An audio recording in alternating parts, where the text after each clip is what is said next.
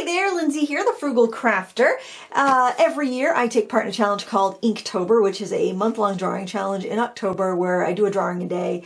It may be just pen and ink, it may have alcohol markers, it may have water-based inks, it may even have watercolor, but there's like a monthly prompt and it's a lot of fun. It's just there's a prompt every day and a lot of people do it, thousands of artists do it, and it's a lot of fun. And so I wanted to share this little kit that I received from the folks at Viviva, and also an illustration I did in this kit to try it out, and also a tutorial for that illustration. So we're going to start off with the unboxing of these products because people love to see that. It's kind of crazy, but it's kind of fun to see what is out there, I think. This is kind of a pricey kit, I'm not going to lie. I think the regular price on it is like $83, and I think they had it on sale for like $76 or something. So it's not cheap, but you could definitely get an idea from this. If it's nothing you're interested in purchasing, you could definitely get an idea of how to DIY it yourself or something similar. So I'll put a link in the video description if you want to pick it up, but think of it as kind of an idea too. I mean, you might want to maybe upcycle something you have. So this is the travel paint kit that is being offered for Inktober, and since I'm not going to post this till after September 1st, I can show you everything that's in it. I did have to keep the Inktober prompt list a secret. This is a vegan leather, aka like a plastic, I guess, folio, and I'm not sure if I showed one. I have another one from this company from last summer, or maybe last spring, and I can't remember if I showed it to you guys or not, but this one has a larger pad. It's an A5 sketch pad. It's got pretty thick paper. So this is the illustration I did on it earlier today, which you'll see the tutorial for this in just a minute. You can see here the thickness. I would say, I don't know if it's, I would say it's probably about 90 pounds. Oh, this is 120 pound. Not good with tape though. My paper did rip when I had washi tape on it to block off this area, so I had to kind of like patch in a little bit there. So don't use tape on it, but it doesn't, my ink doesn't seem to feather with it. I was using these Viviva color sheets. They're kind of like the Peerless watercolors, and they didn't feather on that. This pen didn't feather either. This is the prompt list. This comes in this kit. This will also be up on the Inktober website, so you don't need to buy this kit to get the list. It's up there. So like on the first, you would draw a gargoyle. Second, you would draw something that is inspired by the word scurry. And what I've done in the past is I have like set up another challenge. Like I had a challenge one year to draw hands. So I would take the prompt and also work hands in it. So I drew hands every day of the month. And then another year I did figures every day of the month. And I'm not exactly sure what I'm going to do this year, but it'll be fun. It'll be fun. So you get the list, you get a set of Viviva color sheets. They changed the pocket from the old style. It used to have little slits and it was really tight and it was hard to fit anything except for this in there and maybe like a little napkin folded up. So I'm glad that they switched to this pocket. I can actually put this set of paints in that pocket too, but it is a little tight for the magnet to catch. So it comes with a water brush and a permanent fine liner, a waterproof fine liner. This is a Manga 05 Zig cartoonist pen. And yeah, so it's a point 0.05 nib on there. And this paper is relatively smooth. It kind of reminds me of the surface of Stillman & Byrne Beta Series Mixed Media paper. So I think I haven't tried it with markers yet, but I do intend to.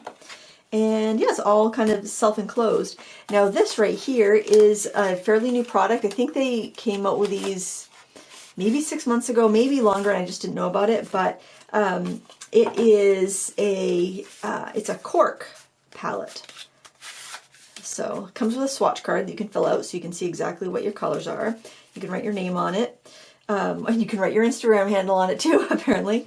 These are the Superior watercolors, just so you know. Because when I saw those, I'm like, those look familiar. And I asked them if Superior makes their paints, and they said yes, they do. So if you have one of the fan palettes or one of those, funky folding palettes, cell phone palettes, the Superior palettes, it's the same paint. So, I mean, I like to say that, I like to find that out, because if you already have the thing, you might not want to rebuy it, basically.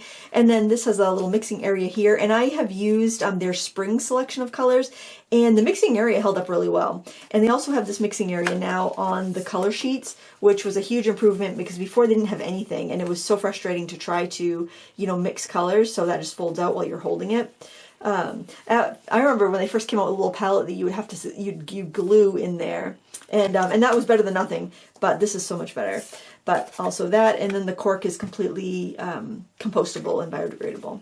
So that goes right in that little sleeve. And if you want, you can keep them, like put the swatch right in there too. If you want, you can keep them in here. I don't know how they're all biodegradable where they've got like a lamination on them, but it also comes with a little postcard that you can color if you just, you know, sometimes it's easy if you get a new supply and you don't know what to do with it. This gives you something that you can work on. And then it also comes with a gift for a friend. So it's always fun to like let friends try supplies. It comes with a little bookmark.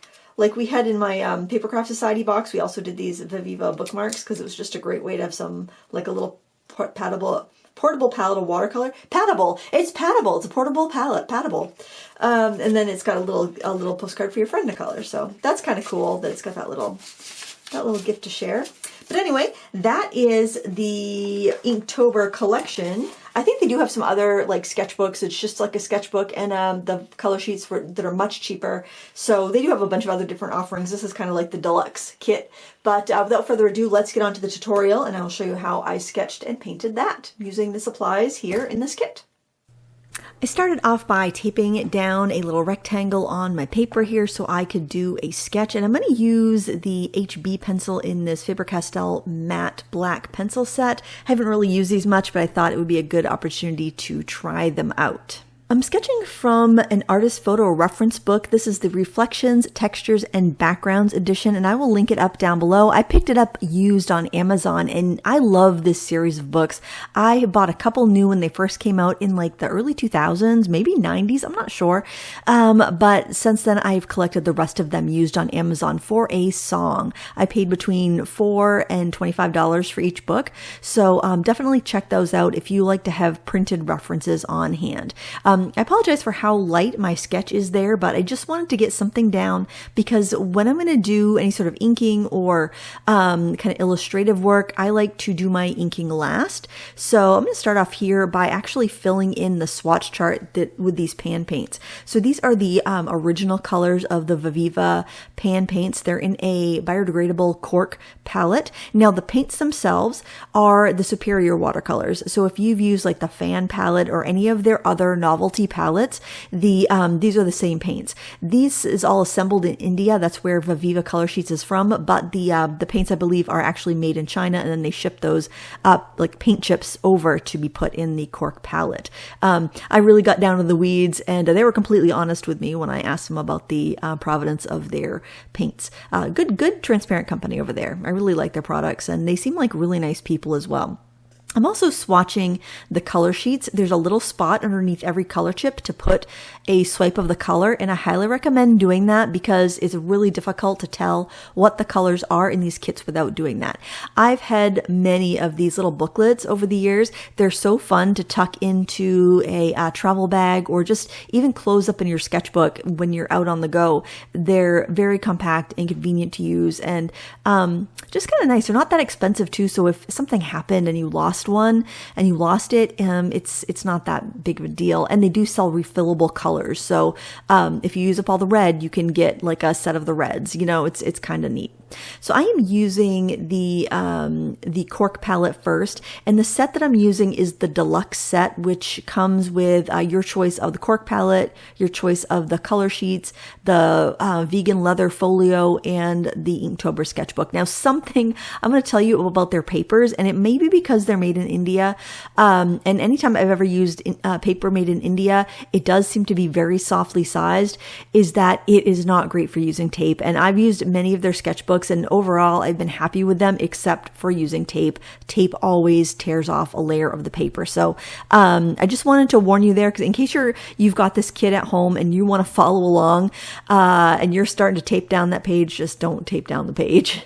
The color sheets are more like ink, and the colors are going to be a lot more transparent and a lot more intense, but they combine really well with the watercolor pans in the cork palette or whatever watercolors you have at home. So feel free to mix them up. They are a lean layer, so if you are going to combine them with, like, say, colored pencil or gouache, I would use them first on the lower layer and then layer up on top.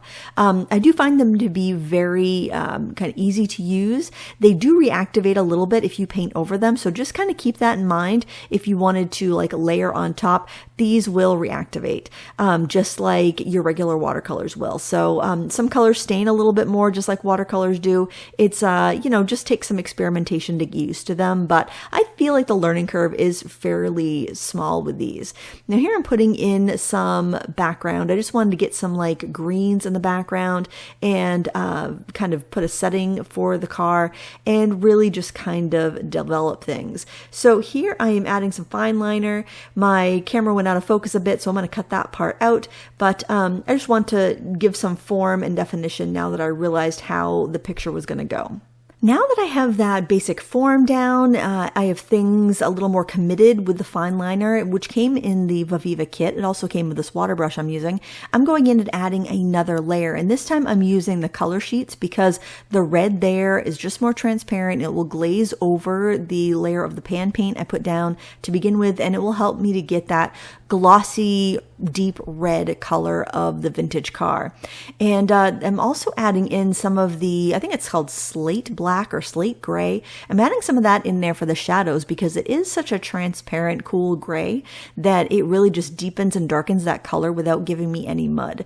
And I think that's another neat thing about the color sheets is that since they are so transparent and inky, they don't make mud. Now, one thing you want to keep in mind when you're using something like a color sheet is that it is more of an ink product, so I wouldn't guarantee them to be light fast. I would definitely use them more for sketchbook work like I'm using here. Since the white in the Viviva pan paints was not as opaque as I wanted, I'm using some Dr. P.H. Martin's bleed proof white for my brighter highlights. This is a wonderful gouache in a little glass jar. It lasts a long time, and it's my recommended opaque white whenever I'm doing some mixed media work, so I highly recommend that.